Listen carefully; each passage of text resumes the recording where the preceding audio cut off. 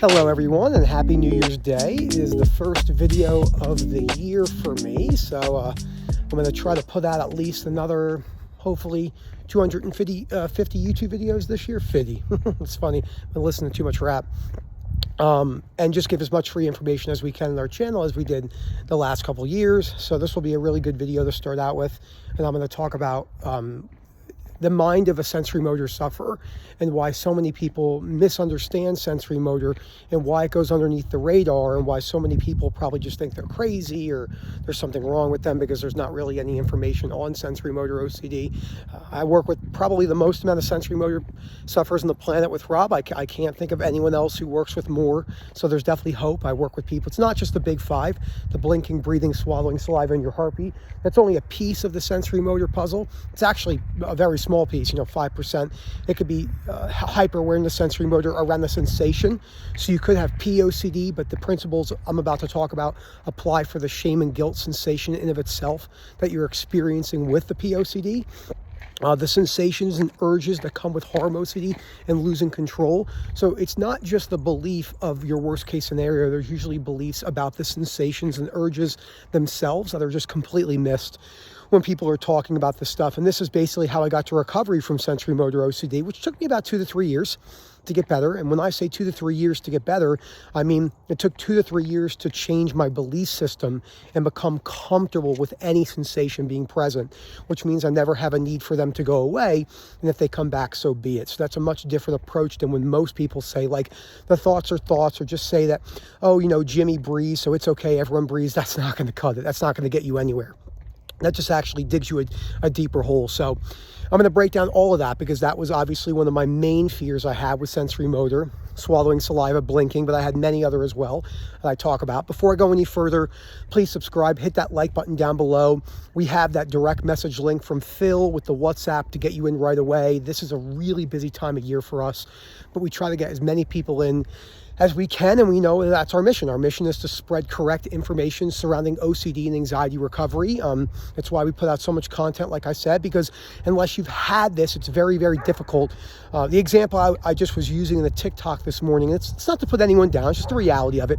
It's like a plumber telling a chemical engineer how to do their job who doesn't know anything about chemical engineering, but they've read a book about chemical engineering. So academia has a place, but it really isn't going to give you that insightful edge over someone who's gone through it and come out the other side, which is just the reality. It's why we're so passionate, because we're all extreme sufferers who've been to the bottom of the barrel when it comes to OCD. So what does it feel like to wake up every day for years as a sensorimotor sufferer? I'd wake up, many of you can relate to this, I would wake up, within seconds, my mind would instantly bring hyper-awareness and panic to my saliva, swallowing, or whatever sensation I was stuck on. For the first year, I didn't really have a lot of anxiety. I just had hyper-awareness. Now, that doesn't matter. OCD is very smart. It understands that you're using your anxiety as a measuring stick to see whether you're suffering or not. So what people will say with ROCD is they say, or POCD, they'll say, or HOCD, or anything really, but anything where it feels as if you're going to lose control and you like the thoughts. With sensorimotor, there's not so much a liking of the thoughts because you're not afraid of being a bad person. So if you take POCD or gay OCD, at one point it won't come with anxiety because it knows you're using your anxiety as a measuring stick to get better. And it's very good at knowing that. So it knows you're doing that. So it goes, wait a second. Nick is using the anxiety to measure how he's feeling. Let's take away the anxiety, jack up the urges and the intrusive realness sensation. As we say, OCD will feel as real as it can get. Sensorimotor really doesn't do that. It wasn't until like a year and a half in where I really started to have physical symptoms of anxiety, because that's where I read something about, I was reading, like I did for years, compulsively reading exercise research, and I read something that said, if you have anxiety, it will stunt your muscle growth. And then that spiked my anxiety until I got to a much more recovered state. So another 2 years or so, year and a half of just 24/7 physical symptoms of anxiety. I mean, like every second of the day, it was there to some degree. Sometimes it was a 10 out of 10. I was panicking and I would have these like deja vu attacks where basically I almost felt like I was going to faint at any moment. it was, I mean, I had to grab onto the wall. Many people can relate to that. But there was always like a 3 out of 4 in the background. It's funny, like our baseline of anxiety and panic would send someone who doesn't have OCD and anxiety, like if I just gave us our baseline, it's just funny to think about this, they would go to a hospital. Like they would literally call an ambulance, and that's like our baseline. So we don't give ourselves enough credit for what we can handle. And that is important to do that, not in a conditional way where I'm better than other people, just you don't give yourself enough credit. Jay talked about that a couple years ago in a video, a year and a half ago, and I thought that was extremely important perspective that I didn't have at the time. So thank you, Jay, for that a lot. So would wake up, and I always say, like, if I'm looking, like, so I'm walking on this road by my house. So instead of me looking at this scenery or me looking at the video, it would be like me looking at the video, but then my eyes would do like this. It would go like this, suck back around to my head first, notice my sensations, and then see that the world. So it wasn't me seeing the world. It was me seeing my sensations in the visual perspective. It doesn't matter what the sensation is. And then I would see the rest of the world. So I was very disconnected. I didn't know what was going on. I obviously was in the mental hospital in 2019 for 4 days. It's called a Baker Act in Florida because I wanted to kill myself. I definitely was suicidal for a long time. And the reason why I was suicidal more than likely was because I grew up in a bubble. It is important to talk about how these perspectives are come about in our lives. So I grew up, my father was an attorney. My mom was a stay-at-home mom. I had a lot of nice things growing up. I was very fortunate like that, but I grew up in a bubble. You know, my father had bought me a couple new cars and everything went well. Most people who I'm friends with, I come from a very, I would say, affluent area. They struggle with this severely. A lot of my friends are dead. They died of heroin overdoses or fentanyl overdoses, primarily fentanyl, really sad. Lost my ex-girlfriend, lost my neighbor. I can think of like 5 friends right now who are dead or struggled and came out the other side. So that was a really, really big thing for me. And then because I was raised like that, I had really, really poor belief systems based around low frustration tolerance. So I thought the world really owed me something. So maybe, I never really think about it like this, but maybe if I had a little bit harder of a life, then that wouldn't have hit me so drastically. But that's not what happened. Because I grew up in a life like that with those different perspectives, it really did hit me quite hard. And I'm not saying it doesn't hit everyone that quite hard, but that's probably why it did. So, and that's one of the reasons how I became suicidal, is because I would say I don't deserve this and my life should be better than this. I'm gonna walk past this individual with their dogs. Hold on one second. How you doing? Hey guys.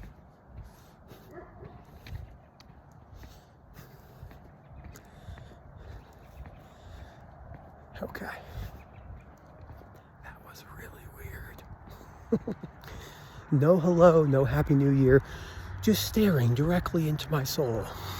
Gotta love people, my friend. So, and that's what my day was like for long periods of time. I would go and do things, but my only focus was when I was going to kill myself. I thought about it all day. It was an all-consuming thing, which obviously came from low frustration tolerance and not wanting to be here anymore. It was understandable why I wanted to kill myself, but it wasn't necessary. And I have to talk about that because there's many of you who go through suicidal bouts and then suicidal ideations and stuff like that, and there is hope. So this is so important to talk about that. And then I would spend the rest of my day trying to escape my sensations. So I would chew on ice cubes, I would chew on gum, I'd bite my nails. I gained a bunch of weight. I was playing video games all day. When I was playing video games, I didn't have any symptoms from my OCD. I mean, it was there, but it was like it wasn't there. I mean, to some degree, because I was so encompassed with the avoidance behaviors. And that's why avoidance behaviors and compulsions work so well to a degree. Depends on where you are in your journey. So many people get to a point with, say, contamination OCD, where they're doing thousands of outward compulsions a day, and they still don't have any relief. Mine wasn't like that at this point. I did get myself to a point without my body dysmorphia, which was a different story, but all based off sensations. I had to apply the same principles from my saliva swallowing and blinking primarily to the hyper-awareness of my belt line and the fear of being overweight. That was definitely a large one I had to do as well, because the principles were the exact same. I hated the way it felt. If I had to notice that for the rest of my life, anything that took me away from the present moment, I absolutely hated, like many of us. So I thought, if I can't get back to the present moment, there's nothing worse than this. This is the worst thing ever. I hate this, etc., etc. There's very rigid belief systems that we all hold. And what actually was needed was I need to get comfortable with noticing any sensation at any time in my life for the rest of my life. And that's something that probably is incorrectly explained the most on social media. So I've read basically everything there is to read on social media and YouTube and articles and podcasts on sensorimotor OCD. And I could say this with confidence that none of it's correct, except for what we do. Now that might sound abrasive and brash, and it might seem egotistical, but it's just simply because we've had it and no one else has. Again, it's like someone who's homeless telling someone who owns a $500 million business how to run a business, the intricate details, when they've never been able to hold a job. We have to use those examples because like a lot of people out there right now, like I'll give you an example. Like let's say someone's giving you a talk on anxiety and accepting themselves, right? But they have a ton of plastic surgery. That's literally like someone trying to give you advice on being recovered from heroin, but they're literally snorting heroin in front of you while they're giving you advice. Now, humans are extremely good at giving other people advice and not taking their own advice. That's why we say people are very good at talking the talk and not walking the talk. How do I know that? Hey, buddy. It's because I did it. I was really, really, really bad at that.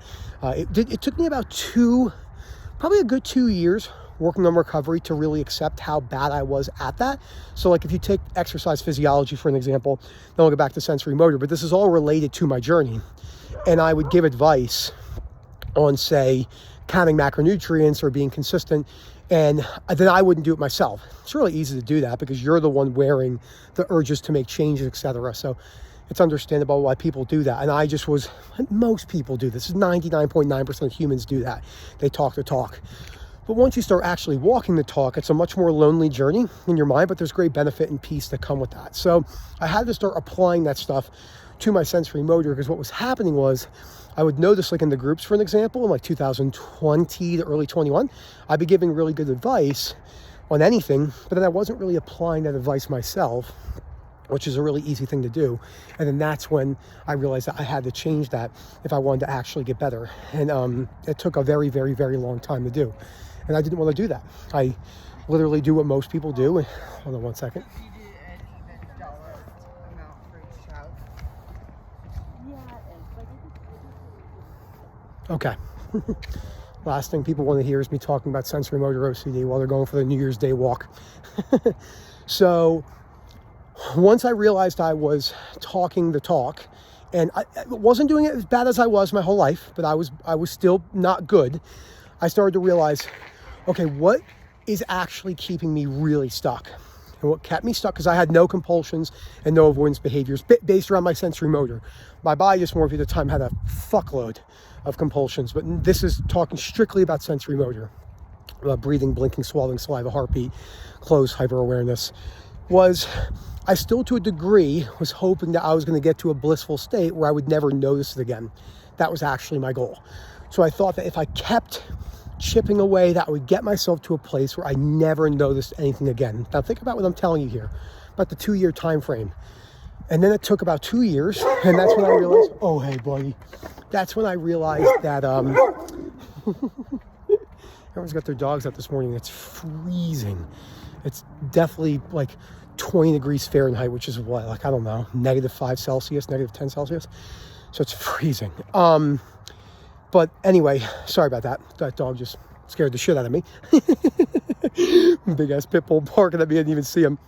I realized that until I changed my perspectives on the sensation itself, until I became actually comfortable with noticing them forever, until I became comfortable with them being able to pop back whenever they want, I wasn't really going to make a lot of progress. It's just the way it goes. And that's what happened. And that's where I am today, where I have no fear cycle based around sensorimotor, and I haven't in a long time. It doesn't mean I don't notice my sensations from here or there, and there's no correct amount of ways to notice your sensations. There is no correct amount. Like, think about someone like me that lives at 6,500 feet elevation. Okay, so I live on 1.2 miles in the sky, whatever, 2.5 kilometers, 3 kilometers, or more than that. And then I hike a lot. Like yesterday, I hiked up to like 10,000 feet. So you're going to notice your breathing. It's going to happen. I mean, you're at very thin altitude. When you get to 14,000 feet, you will. Many of you know I'm doing Base Camp of Everest in the next year or so, and I'll get up to about 17.6. I think there's a track that you can do when you get there where you can get up to like 18.8. So you're definitely noticing your breathing, but I'm not afraid of that. So there's no fear cycle, and then that's why the Sensorimotor has no hold on me anymore. It hasn't in a long time, because I realized that the sensation was never the problem. It never was the problem. It was what the noticing of the sensation was going to do to my life that created the biggest problems. So I hope you guys enjoy this. There's a lot of hope. The books on the reading list are very important, so don't forget about those. Sensorimotor people, I usually have them read the first book, Stubbornly Refuse, and then Claire Weeks, and then Paul David's book, because those are the books are more predicated, or not predicated, whatever. Those are the books that are more beneficial for Sensorimotor OCD. And then remember, it has not a lot of ritualistic behaviors, a lot of avoidance. So just be aware of your avoidance behaviors. I have to do many separate videos, as I have, going into all the individual stuff, and then we can help you. It's very difficult to know the ins and outs primarily on your own. I'm not saying you absolutely need coaching, but I would have not gotten to where I am today without the intricate details of Rob being able to look at my specifics of my scenario, and then we go from there. So I hope you guys enjoy. Look for that direct WhatsApp link down below. We hope to hear from you soon. Enjoy your new year. Remember, as always, there is no difference between 2024 and 23. There was no difference between 2024 and then 2029. They're just days. Don't wait for those type of deadlines to get you better, and just start making daily action now and see where you get. Have a good one, everyone.